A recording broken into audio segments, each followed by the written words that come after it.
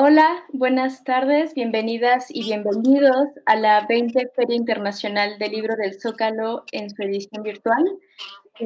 Esta tarde tenemos el honor de presentar el libro de Álvaro Obregón, ranchero, caudillo, empresario y político, y nos acompaña Isabel Revuelta Po, quien es internacionalista, maestra investigadora e historiadora del arte, especialista en historia de México. Isabel ha sido catedrática en la Universidad Iberoamericana, en el Departamento de Arte, es fundadora del curso privado La Historia sin mayúscula. También es conferencista y autora de libros y ensayos sobre muy diversos temas de investigación histórica y en divulgación cultural.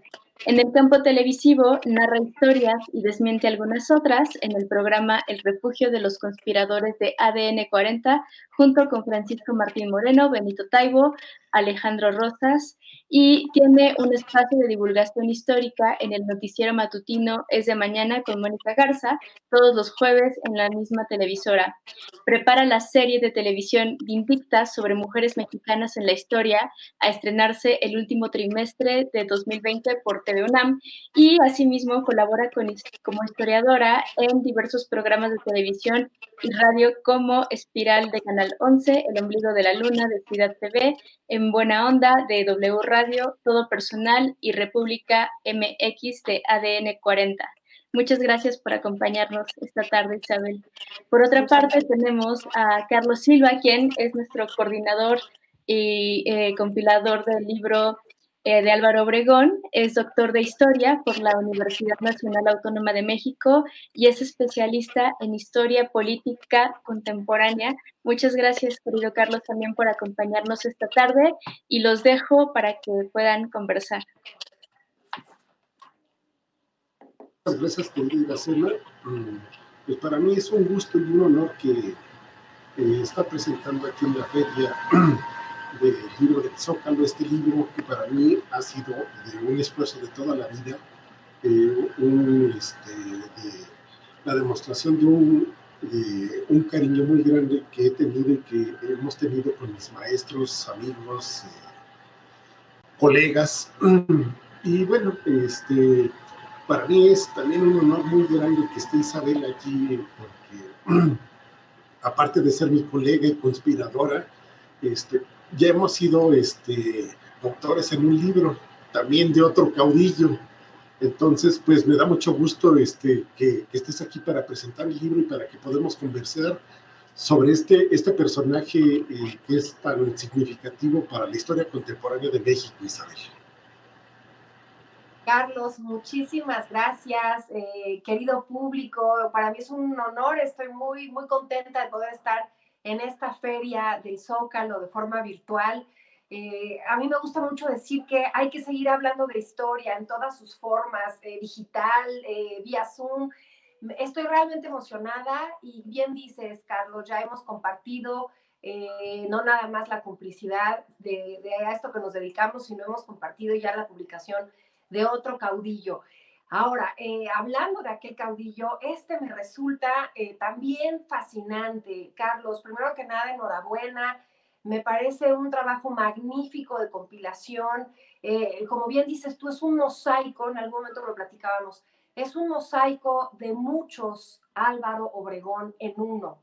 Porque eso es lo fantástico que tiene este libro. Y si me permiten, empiezo un poco ya esta dinámica contigo, querido Carlos. Ranchero, caudillo, empresario y político. ¿Y qué político? De garbancero a presidente de la República. Es un personaje que sin duda dibuja el siglo XX mexicano y además le da a estas instituciones que para bien o para mal le dieron rostro y le dieron cara a este siglo XX mexicano y principios de este siglo XXI.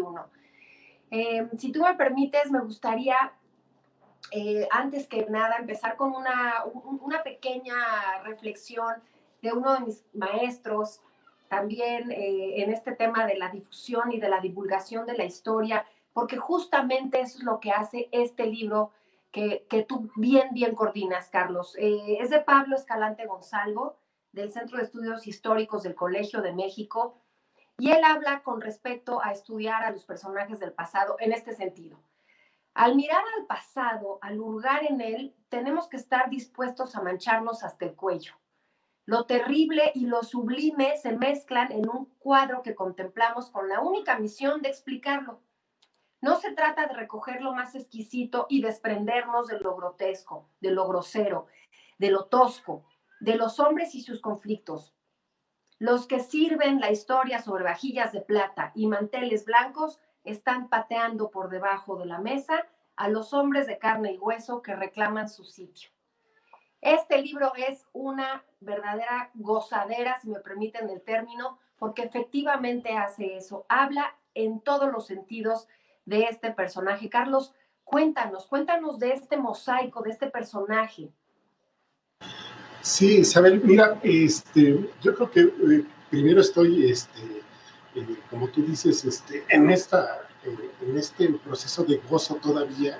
El libro salió apenas a principios de este año y fue un esfuerzo titánico, primero de conjuntar a 10 de los más grandes historiadores y divulgadores de la historia contemporánea de México, entre ellos el doctor Javier García Diego, el doctor Carlos Martínez Azar, Jan Meyer, Alejandro Rosas, Yves Solís, Pablo Serrano, entre otros. Luego, el libro tuvo varios periplos hasta que cayó en las manos de Rafa Pérez Gay, que con mucha sensibilidad me dio la apertura para sacarlo este año en Cal y Arena.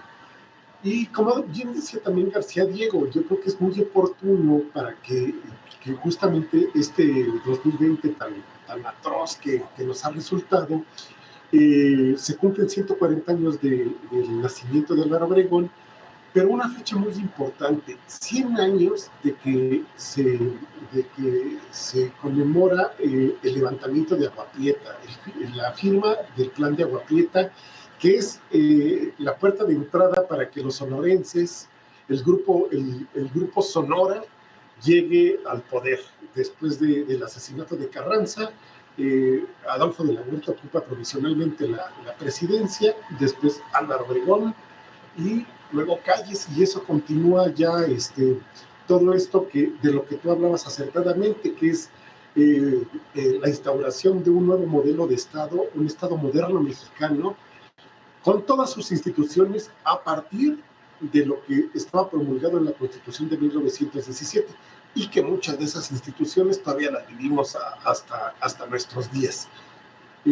Este libro no es un libro biográfico de Obregón, como tú dices, justamente es un libro con muchas aristas, con muchos aspectos de la vida de Obregón, donde, como el propio título lo dice, lo puedes ver desde que empezó como un ranchero, lo puedes ver como un caudillo militar, lo puedes ver en su faceta de empresario y lo puedes ver como un político magistral que pudo resolver y que pudo instaurar esto a lo que nos hemos venido refiriendo, que es las bases para un Estado institucionalizado, un Estado moderno mexicano.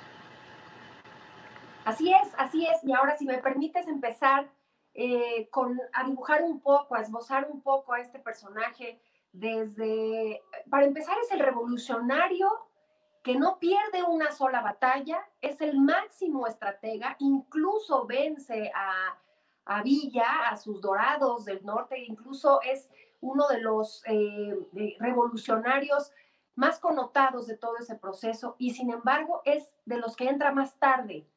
Es increíble la forma, la astucia en que va amoldándose, en que va viendo los acontecimientos. Después de haber sido un niño huérfano de una familia con muchos integrantes, haber aprendido a hablar apenas, a empezar a hablar hasta los 5 años, a mí me parece un hombre fascinante, me parece muy humano en todos los crisoles de lo que implica esa palabra. Discúlpame que te interrumpa con esto que di. Hay una razón muy importante por la cual Obregón no se suma al llamado de Madero de 1910, y como tú bien lo refieres, él llega hasta 1912 con la rebelión orozquista, pero hay una razón. Obregón era un mediero de clase media, mediero me refiero a las tierras, era un terrateniente de clase media, lo que le llamaban en el tiempo y lo que dicen los historiadores, era un burgués, de familia burguesa, que no necesitaba entrar a la revolución. Y después entra porque él ingresa como político en 1912 como presidente municipal de Guatabampo, y de ahí ingresa, hace su primera labor como líder militar, como teniente coronel, contra la rebelión orostista, y se retira. Y no solamente se retira de la política, se retira del ejército. Claro, claro, y entonces llama mucho la atención cómo va dibujándose este personaje. No tiene una carrera militar y sin embargo tiene impecable carrera castrense, impecables batallas.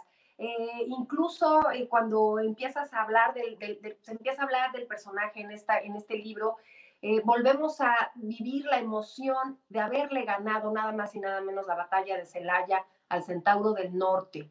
Es algo no poco decirlo, es bastante importante, digamos, para hablar del espíritu que tenía este hombre de 35 años, viudo, que se le habían muerto ya 2 hijos, que ya había probado el éxito empresarial, como bien dices tú, en su quinta chilla, muy ocurrente, era un hombre con unos recursos de personalidad muy importantes.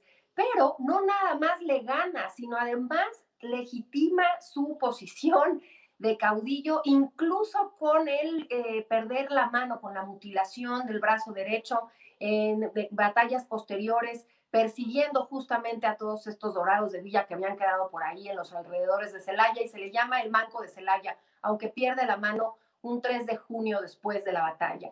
Platícanos qué le pasa, porque muchos biógrafos hablan de que ya no quería vivir, que incluso trata de suicidarse, pero a mí me parece un hombre muy fuerte que al contrario fue la mancha del tigre que le da esa personalidad de caudillo de la revolución. Cuéntanos, Carlos. Como tú bien dices y apuntas, Isabel, dentro de toda esta vida, como él mismo decía, esta vida bandaberesca que vivió durante el proceso revolucionario, y como bien dices, uno de sus grandes triunfos es la batalla de la División del Norte, que además llega a la época constitucionalista de la revolución de 1917 de manera invicta, el único militar mexicano de este periodo revolucionario invicto, y pierde justamente las batallas en Santana gana las batallas contra Villa en Santana, ahí en Celaya. De hecho, ¿sabes qué? Este tipo de figuras tan ricas están llenas de anécdotas. A ti que te gusta tanto esta parte de la literatura histórica, por llamarla de algún modo, cuando pierde el brazo por una granada, por la explosión de una granada que está haciendo una inspección en una escuela, él toma su pistola y se quiere quitar la vida, pero se le encasquilla y entonces, pues no puede, se la arrebatan y se desmaya. Después hay un diálogo con su médico, donde el doctor Osorno, donde le dice, ¿dónde está mi brazo? No lo hemos encontrado. Yo les voy a decir cómo van a encontrar mi brazo. Tienen que alzar una moneda de oro, y esta moneda, cuando la alumbre el sol, la mano cobrará una forma de águila y vendrá a posarse sobre ella. Es la manera que va a recuperar la mano. Pero dices una cosa y dices bien, Isabel. Yo creo que la Revolución Mexicana, el proceso revolucionario y el proceso postrevolucionario nos ha enseñado a todos nosotros cierta manera de conocer la historia, pero no, como tú dices al principio, no a los personajes, ni siquiera los conocemos en imagen, no los reconocemos en una imagen. Claro que sabemos quién es Villa, claro que sabemos quién es Zapata, porque de eso, ante todo, la oficialidad nos ha enseñado que ellos son los caudillos por excelencia de la revolución, pero no es cierto. Obregón, no lo conocemos. ¿Qué tenemos en este libro? Tenemos la oportunidad, además de conocer partes de su biografía, una rica investigación iconográfica realizada por el doctor Carlos Martínez Azad, del fotógrafo revolucionario, compañero de muchos andares de Obregón, Jesús Achavitia. ¿Tú cómo ves la iconografía en un libro como estos? A mí me parece fascinante porque además es inédito. Hay una fotografía, voy a picar un poco al público porque me parece fantástico. Imagínense a Álvaro Obregón desnudo en la playa, humano, humanísimo. Hay también una parte de su biografía muy interesante que después de 5 años su cuerpo tras la mutilación embarnece, está completamente encanecido, es un hombre de 40 años que parece de mucha más edad. No te imaginas ver a este Álvaro Obregón en una vida, digamos, en algo tan cotidiano, tan íntimo, tan personalísimo como ir a la playa y disfrutarla desnudo. Pero este libro es un hito justamente para esas cosas inéditas, las fotos, los testamentos, lo que él pensaba, porque recordemos que era un hombre que incluso se da el lujo, Carlos, de regresar después de los primeros años que estuvo metido en la revolución, de sus triunfos, de su distanciamiento con Carranza, todavía se da el lujo de regresar a ser exitosísimo en su finca y veía desde Sonora, desde allá veía la silla presidencial y lo logra, Carlos, lo logra. Esa es la parte del personaje que conocemos muy bien. Pero yo te voy a contar una anécdota. Cuando yo llego a México, yo llegué de 10 años, mi padre era ingeniero civil, vivimos en muchos lugares de América Latina. Y cuando llego a México, una de las cosas que más me llama la atención, que además de mi historia, que ya era mi historia, ya no era el himno de Guatemala ni la historia de Colombia, la empiezo a adquirir por gusto y por identidad y por decir esto ya es lo mío, me llevan a ver la mano de Álvaro Obregón al monumento de la Bombilla, donde fue asesinado ese 17 de julio de 1928. Ahí estaba esa mano con una cosa terrible abajo, en este gusto que nos dan los mexicanos por las reliquias y las casi que religiosas, ¿no? La mano de Álvaro Obregón, ¿quién era este hombre? ¿Quién era este eh, revolucionario que el monumento tal, el Parque de la Bombilla, se erigía con esta reliquia? Y tú imagínate ir descubriendo también que lo mata León Toral, que estaba en una intriga y en una conspiración por algo que a mí todavía me sigue simbrando como niña. El que no respetó la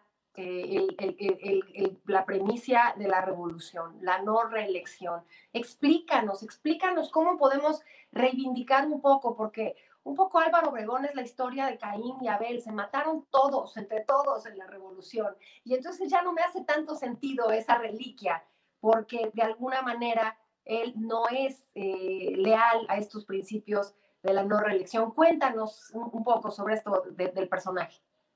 Sí, como bien dices, en 1920 él llega, en diciembre de 1920, ya presidente electo, se convierte por 4 años en el presidente del país.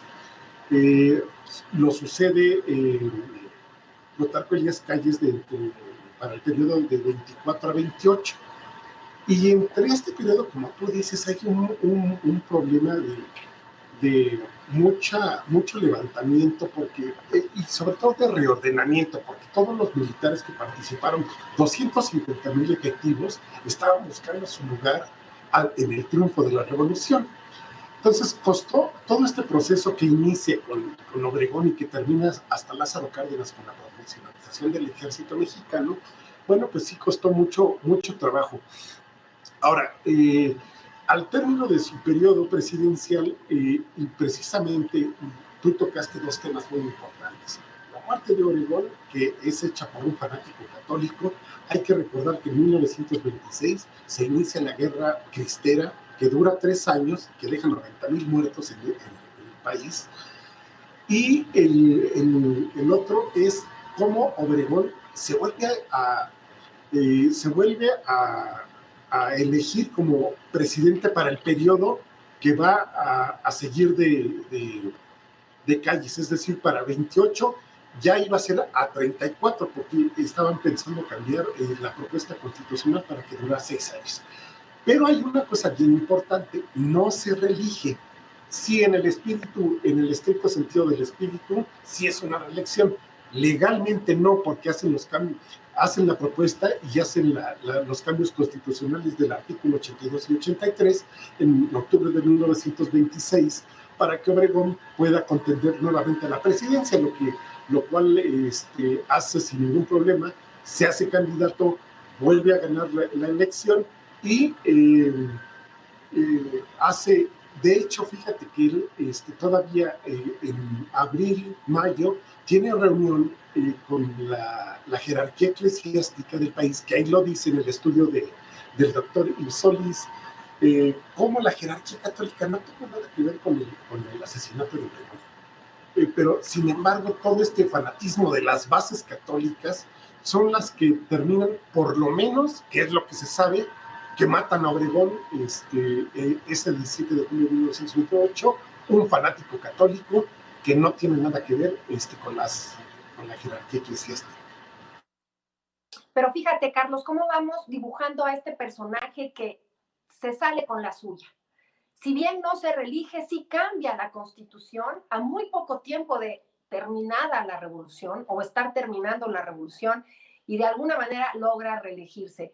Pero hay algo muy importante que dijiste tú sobre la institución de la Iglesia Católica. Tendemos a pensar que el Comecuras de Calles y el Comecuras de Álvaro Obregón fueron los que cerraron los templos, volviendo completamente inadmisible un segundo más y que explotó la guerra cristera. Hay una parte que a mí me llama mucho la atención, que es que fue el propio clero católico el que cierra el culto las iglesias, y esa parte es desconocida. Yo creo que eso no lo calcularon ni Calles ni Obregón. Y entonces esta guerra cristera, que es súper lamentable, la verdad, en la historia de México, porque quienes están en ella, voy a parafrasear a Benito Taibo, mi compañero del programa, es una religión, es una guerra peleada por el mismo Dios, es un absurdo de guerra, y además es un costo político muy alto justamente para Obregón, que yo creo que en el fondo de todo fue el fanatismo dentro de ese pueblo manipulado por la iglesia. Pero si me permites pasar a un tema más lúcido de Álvaro Obregón, también para darle esta personalidad y hablar de todas sus facetas, ¿qué sería de la cultura de nuestro país sin la cruzada encargada por Álvaro Obregón como presidente a José Vasconcelos? ¿Qué sería de nuestro muralismo? Existe por esta cruzada. Toda esta parte de la grandeza política que tuvo Álvaro Obregón, de la visión política para darle justamente a ese Estado, a esa institución que bien dices que dura todo el siglo XX, la parte cultural. Cuéntanos esta parte tan lúdica. Sin duda alguna, querida Isabel, es un tema para hablarlo ampliamente, pero más bien, ¿sabes qué? Yo te pediría que invitáramos a todo mundo a que compre el libro y que se entere de todas estas cosas que estás diciendo y que nos hagas un resumen para cerrar nuestra intervención en esta feria del libro. Por supuesto, por supuesto. Bueno, antes que nada, como lectora, antes de ser historiadora, como lectora, debo de agradecer un libro con esta calidad, con la cantidad de fotografías. No terminé hace rato mi ponencia sobre las fotografías. Es de una riqueza visual absoluta. No nada más con respecto a Álvaro Obregón, sino a todo aquel que convivió con él. Es fantástico. Hay fotografías de calles, hay fotografías de villa. Es un referente sin duda para comprender todo ese tumultuoso periodo de la revolución. La revolución es un proceso, no es una fecha, no es un año, es un proceso tan complicado que un libro como este nos puede echar luz. Este mosaico de estos investigadores muy bien coordinados por ti es justamente como se debe de contar la historia, desde muchas aristas, desde muchos lados y de muchas disciplinas. Podemos entender también el movimiento cristero, podemos entender todas las facetas que tenía este personaje, en el proceso de la revolución. Eso es lo que a mí me queda decirles. Enhorabuena, me parece un gran ejercicio y es así como se cuenta la historia, Carlos.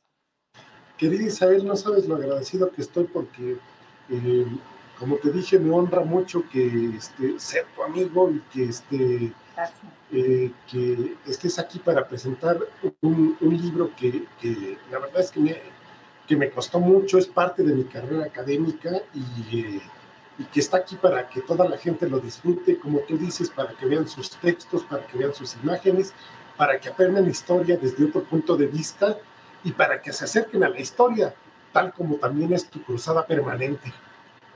Así es. Qué gusto, Carlos. Muchas gracias. Muchas gracias a todos los que siguen esta transmisión y esperemos que compren el libro y lo disfruten tanto como nosotros. Gracias. Felicidades, Calle Arena. Qué gran libro. Gracias.